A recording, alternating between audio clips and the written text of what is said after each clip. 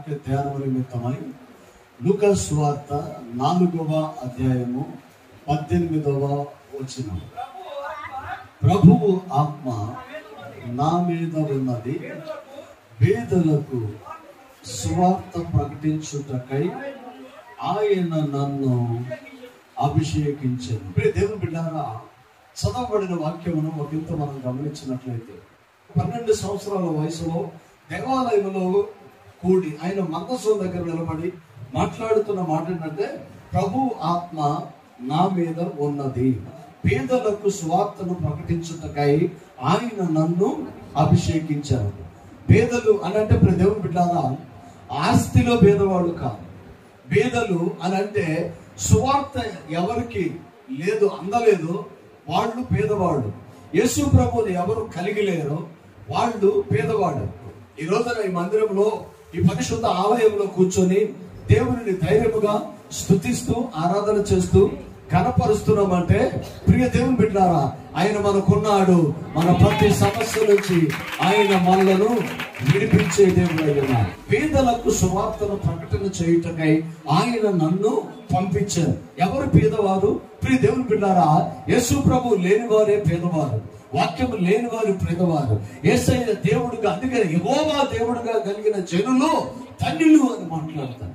ప్రియ దేవుని బిడ్డారా, తప్పున్నవాడు ధన్యులని మాట్లాడుతలా, జ్ఞానం ఉన్నవాడు ధన్యులని మాట్లాడుతలా, అలాగే PhDనో లేకపోతే ఇంజనీరింగో లేక ఉన్నతమైన విద్యను అభ్యసించిన వారు మేధావులని మాట్లాడుతలా. అక్కడ ఏమంటాడంటే, పేదలకు సువార్తను ప్రకటన చేయుటకు ఆయన నన్ను అభిషేకించను. చెరలో ఉన్న వారిని యేసయ్య విడిపించడానికి వచ్చాడు. ప్రియ దేవుని బిడ్డారా, ఎలాంటి పాపంలో పట్టబడి ఉన్నావో, ఎలాంటి స్థితిలో పట్టబడి ఉన్నావో, ఏ స్థితిలో నువ్వు ఉన్నావో నిన్ను విడిపించుటకు ఆయన మన మధ్యలోనికి వచ్చిన వాడు ఉన్నాడు. ప్రియ సంఘమా, దేవుని బిడ్డారా, మనం గ్రహించవలసింది అదే. యేసు ప్రభు అద్భుతమైన ఆయన పరిచర్య కాలంలో ప్రియ దేవుని బిడ్డారా చాలా రిస్క్ తీసుకున్నాడు. కొన్ని ప్రాంతాల్లో ఆయన బోట్లో వెళ్ళాడు, కొన్ని ప్రాంతాలకి ప్రియ దేవుని బిడ్డారా కాలినడకన వెళ్ళాడు, కొన్ని ప్రాంతాలలో ఆయన అలసిపోయాడు. అలాగే కొన్ని ప్రాంతాలకి వెళ్ళినప్పుడు అనేకమైన వ్యతిరేకతలో యేసు ప్రభుకి ఎదురైంది. అనేక వ్యతిరేకతలో యేసు ప్రభు ఎదుర్కోవాల్సిన పరిస్థితులు వచ్చినాయి. అయినను ఆయన మాట్లాడుతున్నాడు, పేదలకు సువార్త ప్రకటించుటకై ఆయన నన్ను అభిషేకించాను. ప్రియ దేవుని బిడ్డారా, ఈ ఉదయకాల సమయంలో దేవుని ఆత్మను మనం కలిగి ఉండాలి. దేవుని ఆత్మ ఇచ్చే భారాన్ని మనం కలిగి ఉండాలి. ప్రభు దగ్గరికి వెళ్ళి, ప్రభువా నీకు డబ్బు ఇష్టమా అని అంటే దాన్ని ఒప్పుకోడు. అందుకని అపవాది యేసు ప్రభు దగ్గరికి వచ్చి మాట్లాడుతున్న మాట, నీవు నాకు సాగిల పడితే ఈ ప్రపంచాన్ని నీకు ఇస్తాను అని యేసు ప్రభు 40 రోజులు ఉపవసించి కన్నీరు కార్చి ప్రార్థన చేసి సేవార్థమై ఆయన బయలుదేరుతున్న సమయంలో అపవాది ఆయన ఎదుర్కొని ఆయన వీక్నెస్ ను తెలుసుకోవాలని ప్రయత్నం చేస్తుంది. నీవు దేవుని కుమారుడు అయితే ఈ రాళ్లను రొట్టెలుగా చేసుకుని చేయమని అంటాడు. అప్పుడు యేసు ప్రభు మనుషుడు రొట్టె వలన కాదు, దేవుని మాట అంటే వాక్యం వల్ల బ్రతుకుతాడు. నీవు నాకు సాగిల పడితే ఇవంతటిని నీకు ఇచ్చేస్తాను. అపవాది ఆఫర్ల మీద ఆఫర్లు ఇచ్చుకుంటూ వస్తాడు. ప్రియ దేవుని బిడ్డారా, కలుగును గాక అంటే కలిగింది. ఆయన మాట ద్వారా సమస్త సృష్టిని చేశాడు. సర్వాధికారి, సర్వ కృపానిధి, సర్వము ఆయనతోనే వచ్చింది. ఏదైనా ఒక సంఘంలోనో, ఉద్యోగంలోనో, ఆఫీసులోనో, లేకపోతే ఎక్కడైనా మనం పని కుదిరితే ప్రియ దేవుని బిడ్డారా, అక్కడ కొంతమంది వ్యక్తులు మనకు ఎదురుపడతారు. వాళ్ళు ఎలా ఉంటారంటే, యజమానితో నమ్మకంగా ఉంటారు, యజమానికి ఇష్టంగా ఉంటారు, యజమానికి దగ్గరగా ఉంటారు. అక్కడ ఉన్న వాళ్ళు ఏమనుకుంటారంటే, వీళ్ళలో ఉన్నదేంటి నాలో లేనిదేంటి, వీళ్ళలో ఉన్నదేంటి నాలో లేనిదేంటి అని అనుకుంటూ ఉంటారు. ప్రియ దేవుని బిడ్డ, చాలా జాగ్రత్త గమనించండి.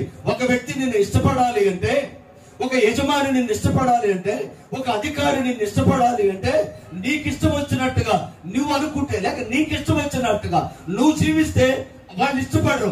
మరి ఎలా ఎప్పుడు ఇష్టపడతారంటే, వాళ్ళ ఆత్మ మనకు తెలుసుకోవాలి, వాళ్ళ అభిరుచులు మనం తెలుసుకోవాలి, వాళ్ళకి ఏది ఇష్టమో మనకు అర్థం కావాలి, వాళ్ళు ఏది చేస్తే మనల్ని దగ్గరికి చేస్తారో అర్థం కావాలి. ఆ మనసు తెలిసిన వారే యజమానికి ఇష్టంగా ఉంటారు. యోసేపు ఆ దేశంలోనికి వెళ్ళినప్పుడు ఒక అనామకుడు, ఒక బానిస దాస్యత్వంలోనికి వెళ్ళాడు. తనకంటూ ఆధార్ కార్డు లేదు, తనకంటూ ఓటు హక్కు లేదు, తనకంటూ అధికారం లేదు, తనకంటూ ఏదైనా కష్టము, శ్రమలు, ఇరుకులు, ఇబ్బందులు వచ్చినప్పుడు నా అనేవాడిని చెప్పుకున్నటకు ఎవరూ లేరు. చాలా జాగ్రత్తగా మాటలు గమనించండి. అయినను ఈజిప్టులోనికి అతను అడుగు పెట్టినప్పుడు అనామకుడే కావచ్చు గాని తన ప్రార్థన తనతో ఉన్నది, తన దేవుడు తనతో ఉన్నాడు. తల్లి నేర్పిన ప్రార్థన ఆయన భక్తి జీవితంలో నిలబెట్టింది. అతి తక్కువ కాలంలోనే ఐగుప్తు దేశానికి ఒక ఉన్నతమైన అధికారిగా నియమించబడ్డాడు. దేవుని బిడ్డారా, ఇది ఎలా సాధ్యమైంది? ఈ రోజున మన జీవితంలో మందిరానికి వస్తున్నాం, విశ్వాసంలో ఉంటున్నాం, ప్రార్థనలో ఉంటున్నాం. ప్రభు కృప మనకు పాత్రులుగా అవ్వాలని ఆశపడుతుంది. దేవుడు నా వైపు చూడాలి, దేవుడు నా బిడ్డను దీవించాలి, దేవుడు నా ఇంటిని దీవించాలి, దేవుడు నన్ను రక్షించాలి, దేవుడు నన్ను విమోచించాలి, యేసయ్య నాతో ఉండాలి. కొంతమందికి అసూయ వేస్తుంది కొంతమందిని అంటే. ఎందుకో తెలుసా? మందిరానికి వస్తారు, అనేక ఆశీర్వాదాలు వెంటనే ఒక్కొక్కటి 1 by 1 పొందుకుంటూ ఉంటారు. కొంతమంది సుదీర్ఘ కాలం నుంచి మందిరంలో ఉంటారు, కానీ ఏవి కూడా పొందుకోనట్టుగా కనిపిస్తూ ఉంటారు. వాళ్ళని చూస్తే వీళ్ళకి అసూయ కలుగుతా, లేక బాధ, ఎక్కడో వేదన కలుగుతూ ఉంటుంది. ఇప్పుడు దేవుని బిడ్డలారా, మనం గమనించవలసింది అదే. దేవుడు నేను ఒక యజమాని, ఒక అధికారి, ఒక ప్రియ దేవుని బిడ్డలు, మనకన్నా గొప్పవాళ్ళు మనల్ని ప్రేమించినప్పుడు మన హృదయం చాలా ఉప్పొంగిద్ది. అనేక సార్లు మనం కోల్పోయిన దాన్ని ఆ యొక్క అప్రిషియేట్ ఘనత ద్వారా, లేక ఆయన మన చేతిలోనికి తీసుకొని మన పొగుట ద్వారా ఏమవుతుందంటే మనం ఉత్తేజపరచబడతాం. అప్పుడు వరకు ఉన్న శ్రమలు లేక సమస్యలన్నింటిని కూడా ఏమైపోతాం, మర్చిపోతాం. ప్రియ దేవుని బిడ్డలారా, ఏ మనిషి అయినా కోరుకునేది పొగడతో కోరుకుంటాడు. ఏ మనిషి అయినా కోరుకునేది నన్ను ఎవరన్నా ఇష్టపడాలని కోరుకుంటారు. భర్త కాసేపు అయిష్టంగా ఉంటే భార్య చాలా కుంగిపోయింది, భార్య అయిష్టంగా ఉంటే భర్త చాలా కుంగిపోతాడు. దేవుని బిడ్డారా, ఒక మాట నేను చెప్పనా, నువ్వు ఇష్టమైన బిడ్డగా ఉండాలి అంటే, నిన్ను ఎక్కడికి వెళ్ళినా నిన్ను ఇష్టపడాలి అంటే, నీకు అధికారం కావాలి, నువ్వు అనేకులకు తలగా ఉండాలి అంటే, దేవుని ఆత్మను, ఆయన ఆలోచన ఏంటో తెలుసుకుని ఉన్నారు. పలుమార్లు యేసయ్య నేను నా తండ్రి పని మీద వచ్చాను. కొన్నిసార్లు తల్లిని కూడా పక్కన పెట్టిన సందర్భాల్లో ఒకరు లేకపోలేదు. అమ్మా, నా సమయం ఇంకా రాలేదు కదా, నా సమయం ఇంకా రాలేదు కదా అని అంటారు. కొన్నిసార్లు తల్లి తను బాధేసి ఉండొచ్చు. కానీ ఇప్పుడు దేవుని బిడ్డలారా, నా ఇష్టానుసారుడు దేవుడు యేసయ్య గురించి మాట్లాడాల్సి వస్తే నా ఇష్టానుసారులు ఎందుకంటాడంటే, దేవుని ఆత్మ యేసయ్యకు తెలుసు, దేవుని చిత్తాన్ని ఆయన నెరవేర్చడానికి వచ్చాడు. ఆయనకి ఇష్టమైన ప్రభు ఆత్మ నా మీద ఉన్నది, పేదలకు సువార్తను ప్రకటన చేయటకై ఆయన నన్ను అభిషేకించాడు. ఎందుకు యేసయ్య వచ్చాడు? ఆత్మీయమైన భాష, ఆత్మీయమైన విధానం, ప్రభువులో ఉండి ప్రార్థన చేసి కన్నీరు కార్చి దేవుని సన్నిధికి దగ్గరగా ఉన్న వాళ్ళకి అర్థం అవుతుంది. ప్రభువా, మన ప్రార్థనలో మనం వ్యక్తిగత డైరీ లేక లిస్టు ఓపెన్ చేస్తాం. నాకు ఇల్లు కావాలి, నాకు బిడ్డలు కావాలి, నాకు ఆస్తి కావాలి, నాకు బంగారం కావాలి, నాకు బట్టలు కావాలి, ఏదేదో అడుగుతూ ఉంటాం. అది మన ఓన్ లిస్ట్. అది మనకంటూ ఒక లిస్ట్ ఉంది. కానీ ఒక విషయం మీకు తెలుసా? మీ ప్రార్థనలో ప్రభువా, అసలు నా నుంచి నీకేం కావాలి, నా నుంచి నీకేం కావాలి. వృద్ధం బిడ్డలారా, మీకు కావాల్సింది మీరు అడగటం కాదు, అది కాదు. ఎప్పుడైనా కూడా మనము కావాల్సినవి పొందుకోవటానికి రూటు మనం అనుకున్నది కాదు. ఎవరు యజమాని దగ్గర నుంచి ఏదైనా బోనస్ పొందాలనుకుంటాం, నువ్వు అనుకుంటే రాదు. అది ఏదనుకుంటే వస్తుంది, యజమాని ఇష్టమేదో అది చేస్తే బోనస్ వస్తుంది. ఒక మనిషి మందిరంలో కూర్చుంటే చాలు, నిన్ను ఎలా బాగు చేయాలో ఆయన బాగు. 30 సంవత్సరాలు నువ్వు బాప్తిసం లేకుండా మందిరంలో కూర్చున్నా 31వ సంవత్సరం ఖచ్చితంగా నేను మారుస్తాడు ఆయన. దేవుని బిడ్డారా, అర్థం కాని ఆత్మ సంబంధమైన విషయాలు అర్థమయ్యే మనస్సును నీకు ఇస్తాడు. సంఘము దేవునిది. ఈ సంఘము కోసము ఎవరూ కష్టపడలా. నేను కూడా, నాకు దీనికి సంబంధం ఉండదు. సంఘాని కోసము నేను ఏ త్యాగం చేయలేదు. సంఘమును కట్టుటకు నేను ఎలాంటి ప్రణాళికలు వేయలేదు. ఈ పరిచర్య దేవుని ఆత్మ ఏదో అది తెలుసుకున్నాం. మీరు సర్వలోకమునకు వెళ్ళి సర్వ సృష్టికి సువార్తను ప్రకటన చేయుడి. దేవుని బిడ్డలారా, ఇది దేవుని పని. దేవుడు ఇష్టపడేది ఇదే. ఎవరి సువార్త పరిచర్య ఆగిన రోజు నెక్స్ట్ జనరేషన్ ఆత్మీయులు ఉండరు. సువార్త పరిచర్య ఆగిన రోజు సంఘం అక్కడితో ఆగిపోయింది. సువార్త పరిచర్య ఆగిన రోజు కుటుంబ అభివృద్ధి, ఆత్మీయ అభివృద్ధి, ఆర్థిక అభివృద్ధి, ఎవ్రీథింగ్ సమస్తము స్టక్ అయిపోతాయి. నువ్వు నోరు తెరిచి యేసయ్య గురించి మాట్లాడటం మొదలు పెడితే నూతన మార్గాలు తెరుస్తాడు. నీ వ్యాపారం ముయ్యబడినా, నీ ఉద్యోగం ముయ్యబడినా, నీ ఆర్థిక స్థితి బాగోపోయినా, నీ ఆత్మీయ స్థితి బాగోపోయినా, నీ బిడ్డలు నీ మాట వినకపోయినా, నీ భర్త నీ మాట వినకపోయినా, నువ్వు విజయం చూడకపోయినా, నువ్వు అభివృద్ధి కాకపోయినా భయపడని అవసరం లేదు. నీ ప్రాణాలను పక్కన పెట్టు. యేసయ్య ఏదైనా దగ్గరికి రా, ఆయన పాదాల దగ్గర పలకరించు. ప్రభువా, నీ చిత్తము నాలో వెళ్ళని పరుచు. మన పని ఎంత బాధ్యతగా, ఎంత భావం కలిగి ఉండాలంటే, మీకు తెలియకుండానే కొన్ని ప్రాణాలను మీరు కాపాడతారు. మీరు తెలియకుండానే కొన్ని కుటుంబాలు మీరు కడతారు. కొన్ని తెలియకుండానే ఎంతో మందిని దేవుని సన్నిధిలో ఆశీర్వాదకరంగా మారుస్తారు. ఈరోజు మన నుంచి అదే కావాలి. విశ్వాస జీవితంలో నేను చాలా సంతోషిస్తాను మిమ్మల్ని చూస్తే. ఎందుకంటే అద్దెలలో నుంచి వచ్చారు, ఆర్థికంలో నుంచి వచ్చారు, శ్రమలో నుంచి వచ్చారు, కన్నీటిలో నుంచి వచ్చారు. మీరు ఏ స్థితిలో నుంచి వచ్చారో నాకు తెలుసు, యేసయ్యకు తెలుసు.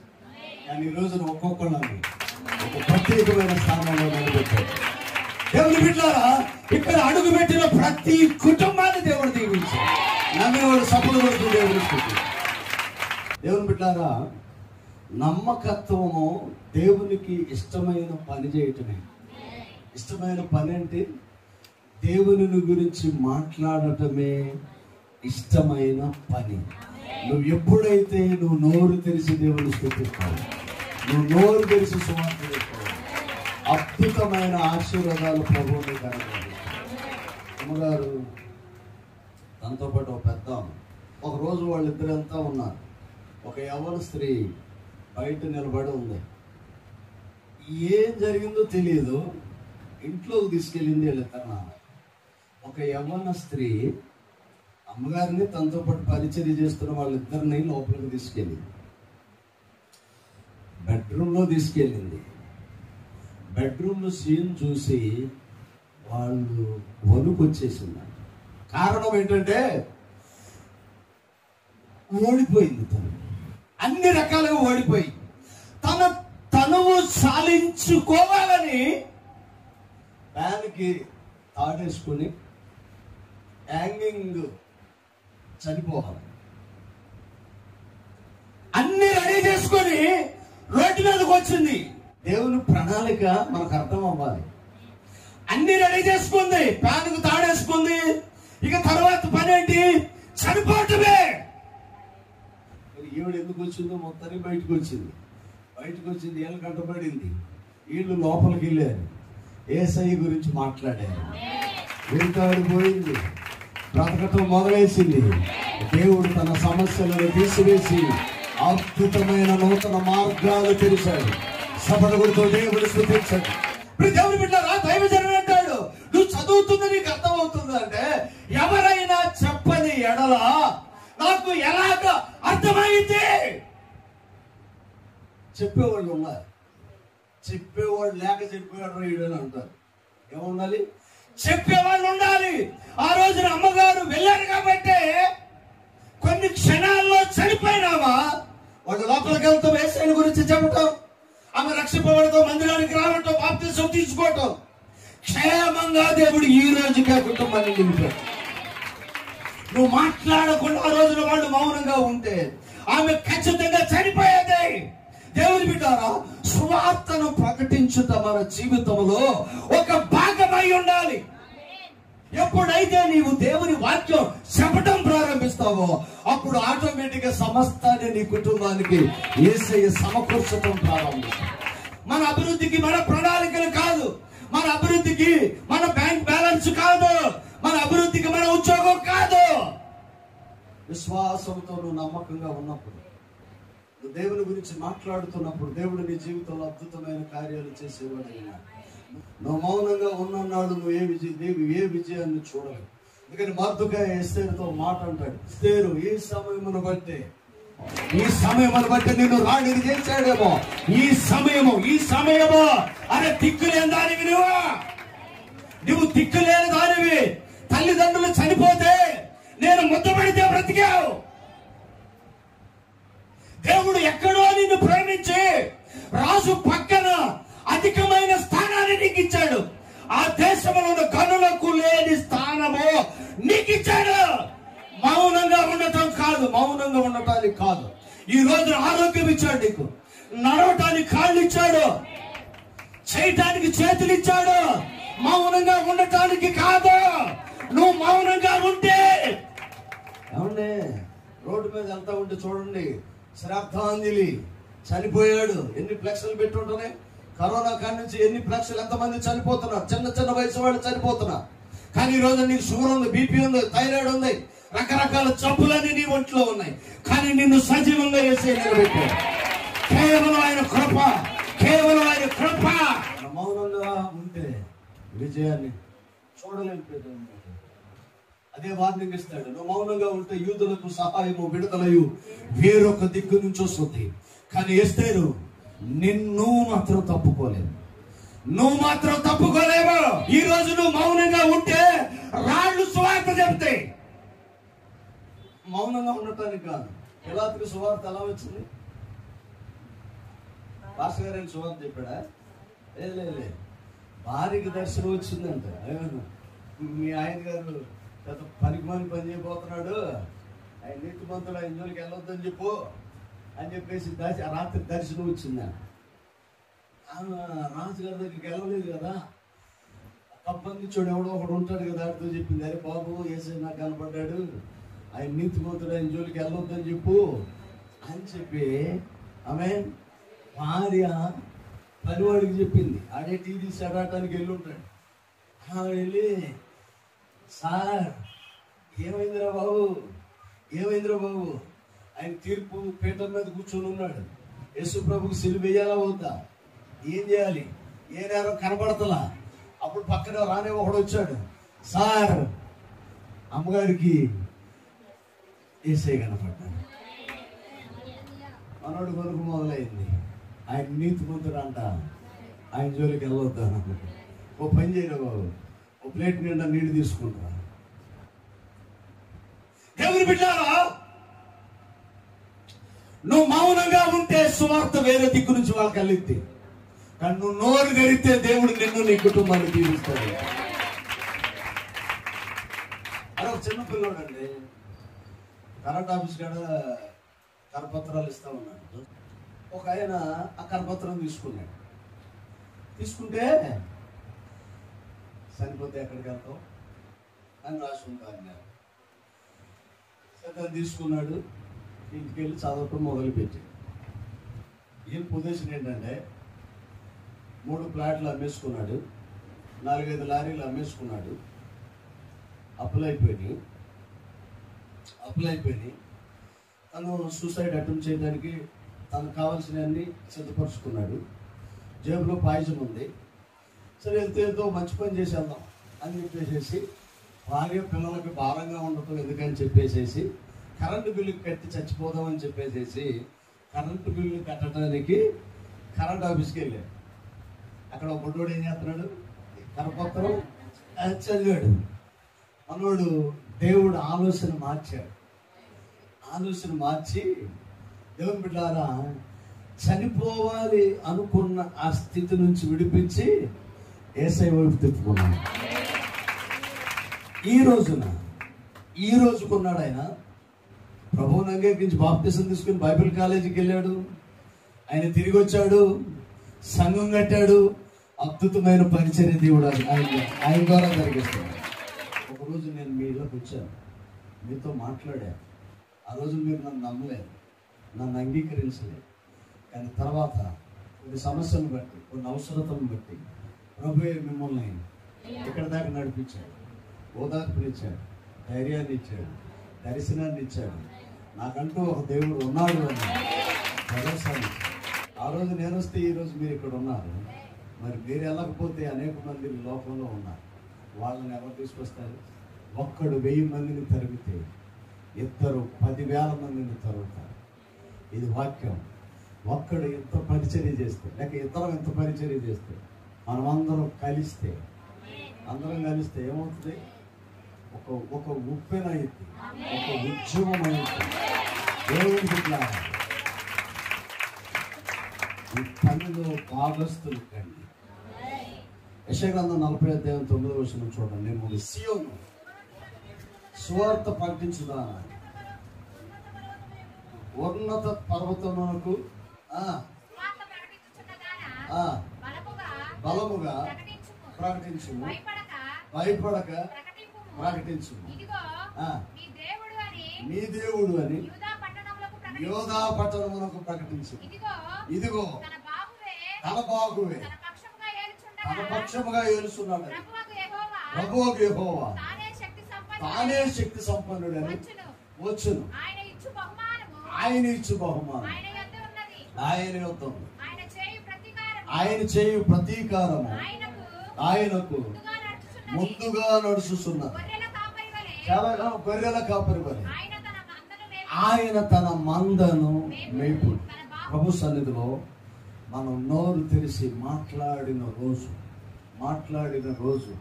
అనేక కుటుంబాలు విడుదల చూస్తారు. విశ్వాసంతో దేవుని బిడ్డలారా, మీ పని మీరు చేయండి, దేవుడు గొప్ప కార్యం చేస్తాడు. మన పని ఏంటి? దేవుని గురించి మాట్లాడతాం.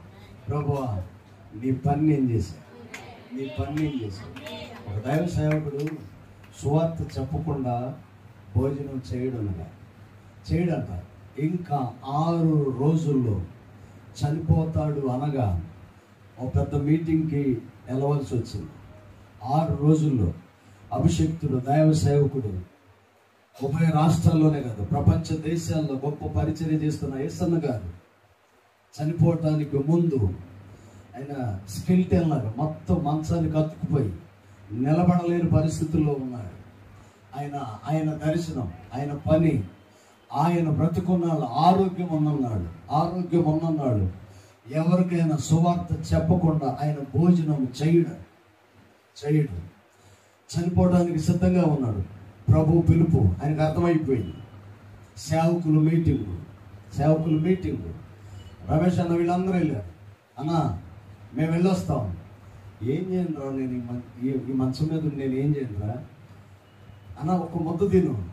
నేను తినను రా, నా దేవుని పని చేయకుండా నేను భోజనం చెయ్యను రా, ఈ ప్లేట్ తీసేయాలి.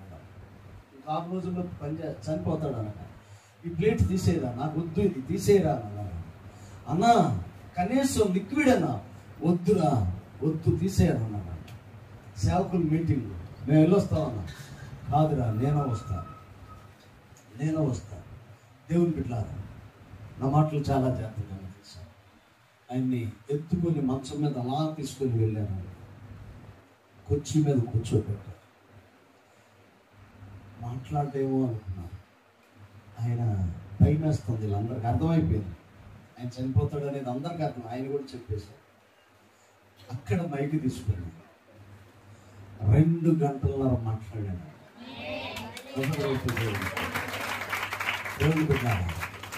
ఆశ ఉంటే నూతన బలాన్ని జీవితంలో మనం గుర్తుపెట్టుకోవాల్సింది అదే. నేను ఆయనతో నాకు చాలా దగ్గర అనుభవం ఉంది. ఆయన్ని తీసుకొని ఎలా వచ్చేవాళ్ళు అంటే, ఒక 2-3 పట్టుకొని స్టేజీ మీదకి వచ్చి నిలబడేవాళ్ళు. ఆయన నిలబెట్టేవాళ్ళు. అక్కడ ఆయన నిలబడిన తర్వాత అద్భుతమైన ప్రసంగాలు ఆయన చేసేవాడు. దేవుని బిడ్డ, నువ్వు నిలబడి చూడు, నువ్వు నిలబడి చూడు, నీ కుటుంబం కట్టబడి. నువ్వు నిలబడి చూడు, నీ వ్యాపారం కట్టబడి. నువ్వు నిలబడి చూడు, నువ్వు నిలబడి చూడు, నువ్వు నిలబడి చూడు. అద్భుతమైన ఆశీర్వాదాలు ప్రభు నీ జీవితంలో అనుకోడు ఇచ్చి తీరుతాడు. నువ్వు నిలబడి చూడు. నేను అదే చెప్తాను మీ ఇళ్ళకి వచ్చినప్పుడు. సమస్య ఏదైనా, రోగం ఏదైనా, పరిస్థితులు ఏవైనా, ఎలాంటి ఆటంకమైనా యేసయ్య నీ పక్షాన ఉన్నాడు. నువ్వు నిలబడి చూడు, అద్భుతమైన ఆశీర్వాదాలు ప్రభువు నీకు సపోర్ట్ కొడుతుంది. నీ దాసుని మాటనైనా రూఢిపరుస్తాడు.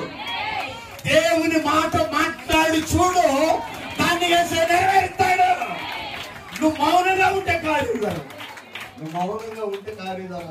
నా పిల్లడు పాస్ అవుతాడు, నా బిడ్డలు దీవించబడతారు, నా వ్యాపారం దీవించబడుతుంది, నా కుటుంబం దీవించబడుతుంది. దేవుడు నాకు స్వస్థతనిస్తాడు, దేవుడు నాకు విజయాన్ని ఇస్తాడు, దేవుడు నాకు ఇల్లు ఇస్తాడు, దేవుడు నాకు ఆరోగ్యం ఇస్తాడు, దేవుడు నాకు మేలు ఇస్తాడు, దేవుడు నాకు కృపణిస్తాడు, దేవుడు నాకు దీవెనిస్తాడు, దేవుడు నాకు విడిచిపెట్టాడు.